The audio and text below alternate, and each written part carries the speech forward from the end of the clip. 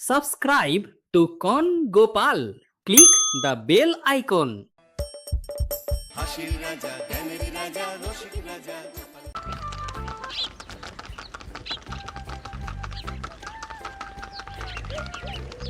অনেক দিন পর বেশ লাগছে বন ভ্রমণ। মাঝে মাঝে কাজের ফাঁকে এইসব জায়গায় এলে মন খুব ভালো লাগে। শুদ্ধ বাতাস, মাটির সোনা গন্ধ, পাখির কলতান, আহা।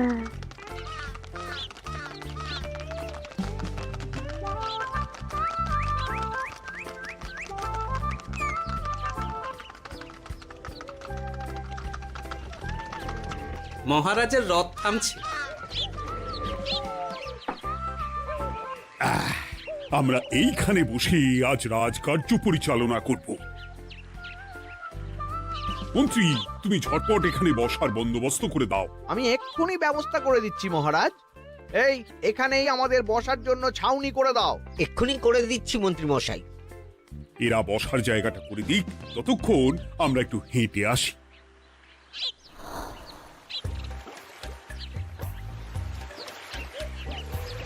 সকালবেলা হাঁটা শরীরের পক্ষে খুব ভালো মহারাজ।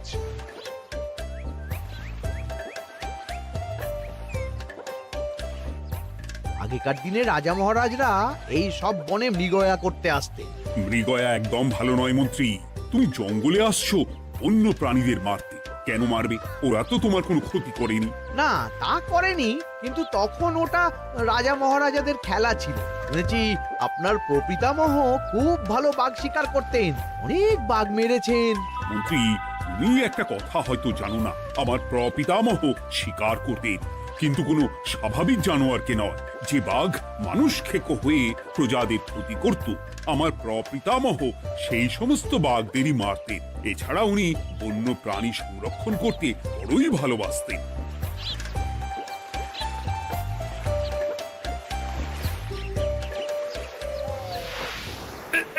উফ, এটা আবার কি? এই এটা আবার কোথা থেকে উড়ে এলো? কোথাও তো ঝড় হাওয়া কিছুই নেই।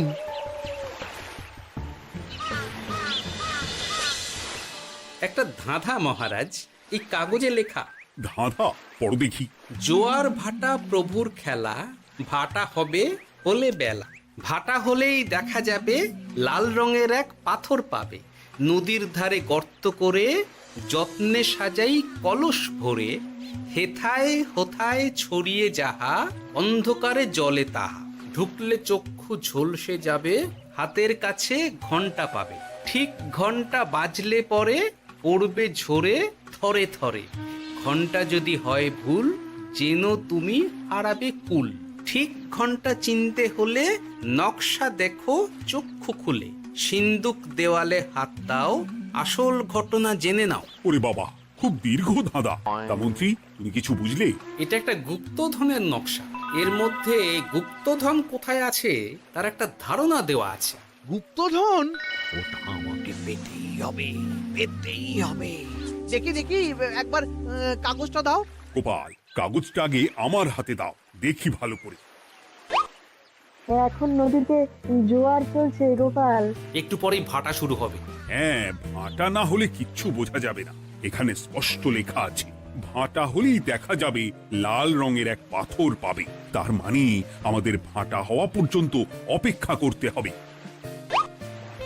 না, সময় নষ্ট না করে ধাঁধাটার সমাধান করতে শুরু করি। ভাটা হলে একটা লাল রঙের পাথর দেখা যাবে, এই পর্যন্ত পরিষ্কার আছে। বুঝতে হবে ওর পর থেকে। পড়ো গোপাল, চলো আমরা সবাই বুদ্ধি লাগাই। নদীর ধারে গর্ত করে যত্নে সাজাই কলস ভরে। এটার অর্থ, ধাঁধাটা মাথায় বসিয়ে নিয়েছি, এবার কে কি বলবে সেটা শুনতে হবে। চলো গোপাল, আমরা ধাঁধা যেমন যেমন বলেছি তেমন তেমন ভাবেই চলি। চলুন মহারাজ, এখন আমাদের দেখতে হবে লাল পাথর। কোথায় আছে লাল পাথর? চলো চলো সবাই, চোখ কান খুলে আমরা নদীর পাড় ধরে হাঁটি। আমি একটু তফাতে হাঁটি। গুপ্তধন আমাকে একা পেতে হবে। ভাটা হলেই দেখা যাবে লাল রঙের এক পাথর পাবে। আমাকে চোখ কান খোলা রাখতে হবে। লাল পাথর, নদীর চড়ায় লাল পাথর দেখতে হবে। লাল পাথর, লাল পাথর। ওটা কি? এই তো লাল পাথর, লাল পাথর। ওরা অনেকটা এগিয়ে গেছে, ওদের আমার দিকে নজর নেই। এই সুযোগ, এই সুযোগ, একা একা গুপ্তধন নিয়ে পালাবো।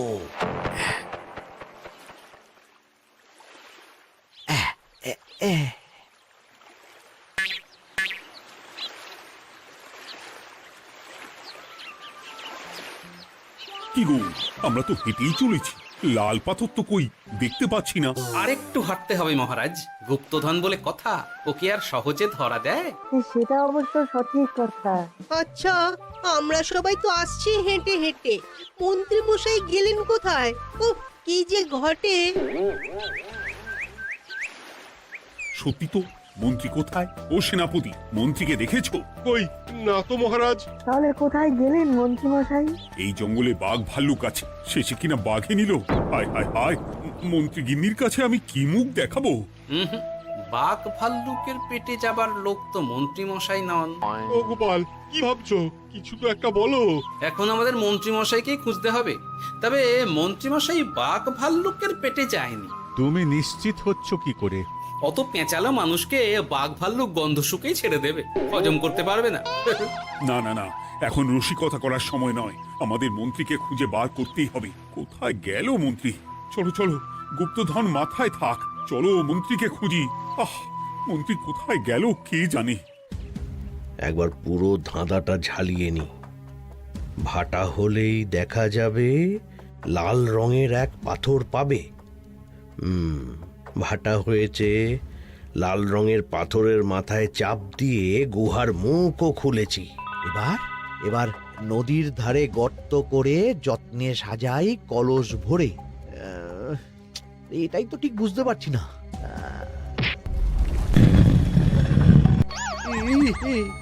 এই রে, এবার কি হবে?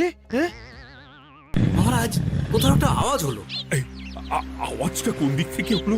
চলুন সামনে এগিয়ে যাই, আমার মনে হয় আওয়াজটা সামনের দিক থেকে এলো। আমারও তাই মনে হলো। তবে কি মন্ত্রী মশাই লাল পাথরের হদিশ পেয়ে গেছেন? আমাদের চোখে পড়লো না, অথচ মন্ত্রী মশাইয়ের চোখে পড়ে গেল।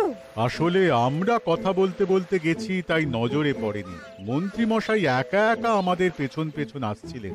উনি ইচ্ছে করেই আমাদের পেছনে পেছনে আসছিলেন। নিজে একা গুপ্তধন নিয়ে যেতে চেয়েছিলেন, এখন কোথায় আছেন কে জানে।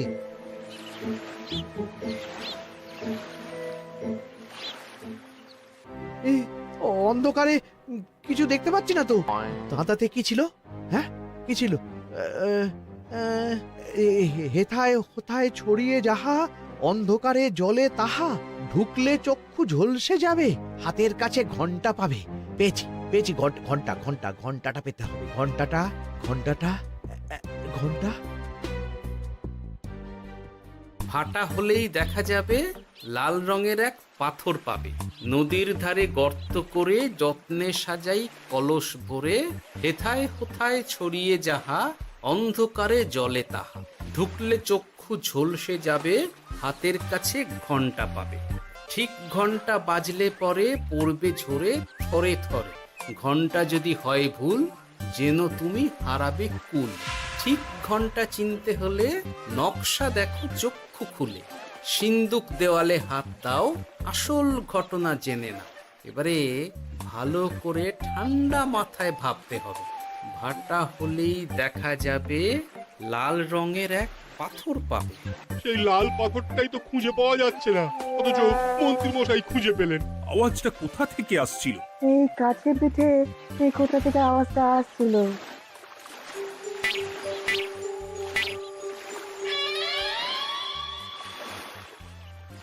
এই তো, এটাই মনে হয় সেই লাল পাথর। একটু নাড়িয়ে চাড়িয়ে দেখি তো কিছু হয় কিনা।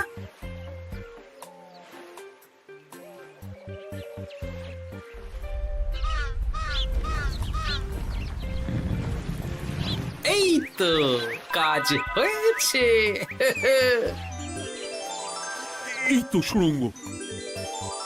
আপনারা নিচে নামুন। আপনারা কি দেখছেন সেটা বলবেন মহারাজ।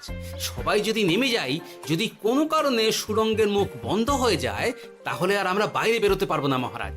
গোপাল ঠিকই বলেছে, আমরা দুজন বাইরে থাকি।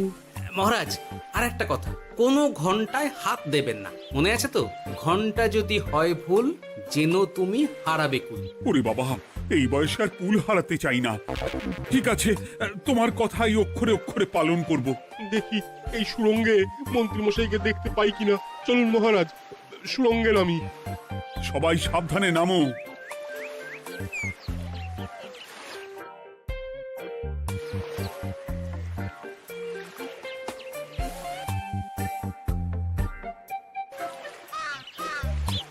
মহারাজ, ওখানে কি কি দেখতে পাচ্ছেন?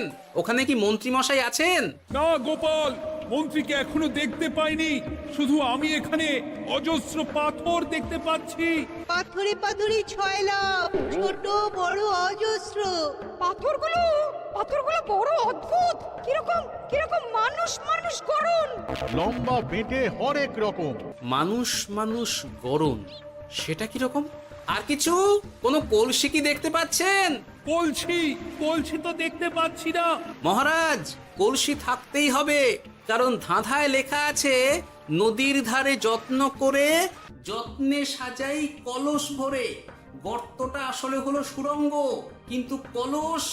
মহারাজ, মহারাজ, এইদিকে এইদিকে একটা কলসের মতো কি যেন আছে। এইদিকে আসুন, এদিকে এদিকে। হ্যাঁ গোপাল, দেখতে পেয়েছি। এবার আমি যেরকম যেরকম বলবো সেই রকম সেরকমই করবেন। আমি বিজ্ঞানীকে নদী থেকে জল তুলে পাঠিয়ে দিচ্ছি। পাত্র কোথায় পাবে? আমাদের জল খাবার যে পাত্র আছে সেটা আনতে লোক পাঠাচ্ছি। ঠিক আছে। শুধু একটা কথা বলছি, আপনারা কেউই সুড়ঙ্গের ভেতরে কোনো কিছুতে হাত দেবেন না। কেন গোপাল? সব পরে বলবো, এখন আমি যা বলছি সেটা শুধু মনে রাখুন। সুড়ঙ্গের ভেতরে কিছুতে হাত দেবেন না। ঠিক আছে। প্রহরী, তুমি যাও, যেখানে আমাদের বসবার আয়োজন করা হয়েছে সেখানে গিয়ে একটা জলের পাত্র নিয়ে নদী থেকে জল ভরে নিয়ে এসো। গোপাল, মন্ত্রী মশাই কোথায় গায়েব হয়ে গেলেন? কোথাও গায়েব হয়ে যাননি বিজ্ঞানী, কোথাও গায়েব হয়ে যাননি উনি। উনি ওই সুড়ঙ্গের ভেতরেই আছেন। কিন্তু কেউ তো ওনাকে দেখতে পাননি। সম্ভবত পাথর হয়ে আছে। এখন কিভাবে পাথর হয়েছেন সেটা তো আমি বলতে পারবো না। সবটাই স্বপ্নের মতো লাগছে। ঠিক যেন স্বপ্নের মতো লাগছে। এই জীবনে সুরঙ্গ দর্শন হয়ে গেল।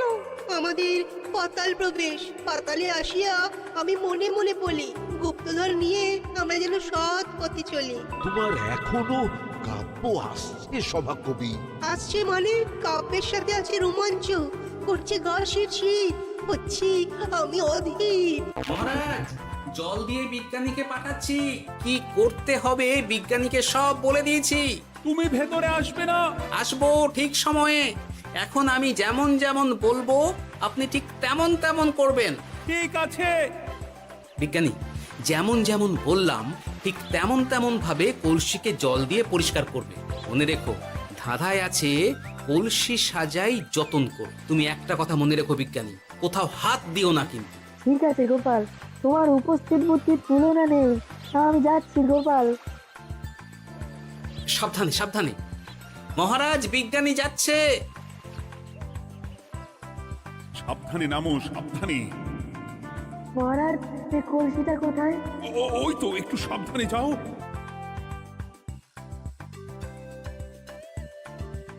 বিজ্ঞানী, কলসির দেখা পেয়েছো? পেয়েছি পেয়েছি পেয়েছি। এবারে কলসিটাকে ভালো করে জল দিয়ে ধুয়ে দাও।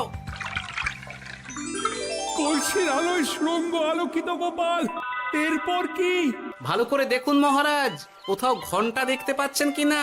ঘন্টা একটা তো নয়, সার সার ঘন্টা, অনেকগুলো ঘন্টা। সাবধান, ঘন্টায় হাত দেবেন না, শুধু দেখুন।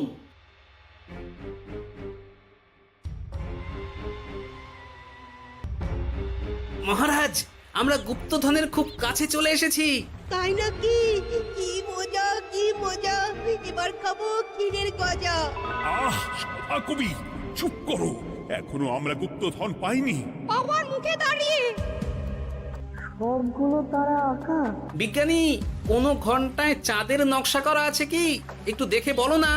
আমি আতস কাজ নিয়েই দেখছি, সব ঘন্টাতেই তারা আঁকা। খবরদার, কোনো ঘন্টাকেই ছোঁবে না। ঠিক আছে, কোনো কিছু না ছুঁয়ে আমি দেখছি। পেয়েছি গোপাল, চাঁদ আঁকার ঘন্টা পেয়েছি। ওই ঘন্টাটা বাজাও, বাজাও।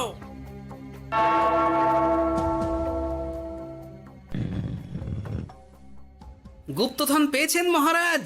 বাঁচাও বাঁচাও বাঁচাও বাঁচান মহারাজ, বাঁচান বিজ্ঞানী, মহারাজ, মন্ত্রীর গলা পাচ্ছ না? মহারাজ, আমি পাথর হয়ে আছি, আমাকে মানুষ করুন মহারাজ। তুমি তো মানুষই ছিলে, হঠাৎ করে পাথর হলি কেন? মহারাজ, গুপ্তধন পেয়েছেন? পেয়েছি, তার সাথে মন্ত্রীকেও পেয়েছি। মন্ত্রী এইখানে কোথাও পাথর হয়ে দাঁড়িয়ে আছে।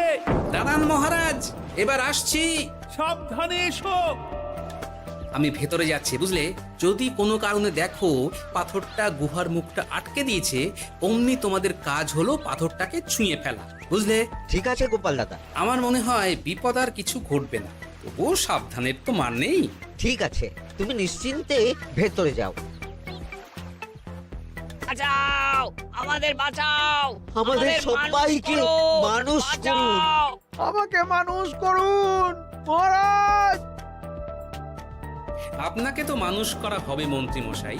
আগে বলুন, আপনি পাথর হলেন কি করে?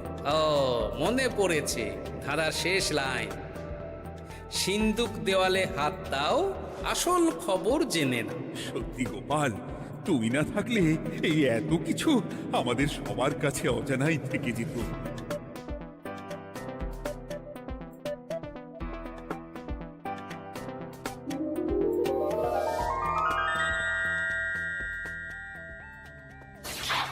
ধন্যবাদ আমাকে মুক্ত করার জন্য। আপনি কে? আমি যক্ষ।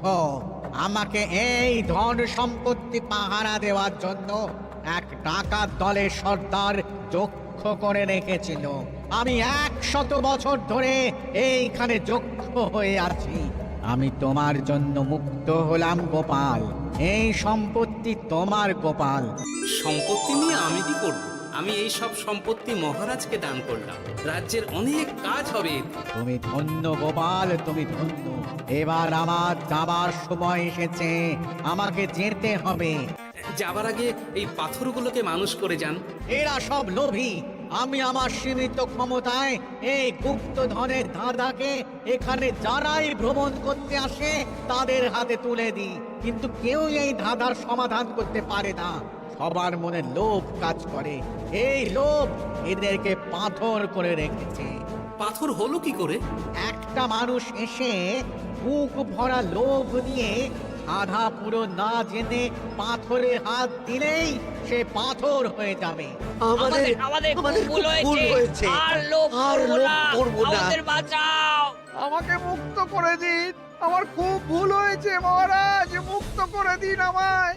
তুমি এখানে আগে এসেছিলে, তাই তো আগে এসে ভাবলে নিজেই একা একা গুপ্তধনকে হরপ করে দেবে। এদিকে তোমাকে না দেখতে পেয়ে আমাদের কত চিন্তা হচ্ছিল। যারা লোভী তারা কারো কথা ভাবে না, শুধু নিজের কথা ভাবে। আমাকে আর একটা সুযোগ দিন, আমি আর লোভ করব না মহারাজ। ও, তোমার কথার কোনো দামই নেই। না মহারাজ, আমাকে আমাকে আর একটা সুযোগ দিয়ে দেখুন, আমি আর লোভ করব না, আমাকে মানুষ করুন মহারাজ। আমাদের সবাইকে আমাদের মানুষ সবাইকে করুন। মানুষ করুন, দয়া দয়া করে করুন, দয়া মানুষ করুন। করুন। যক্ষরাজ, এদের আপনি ক্ষমা করে দিন। ঠিক আছে, তোমাদের আবার মানুষ করে দিচ্ছি।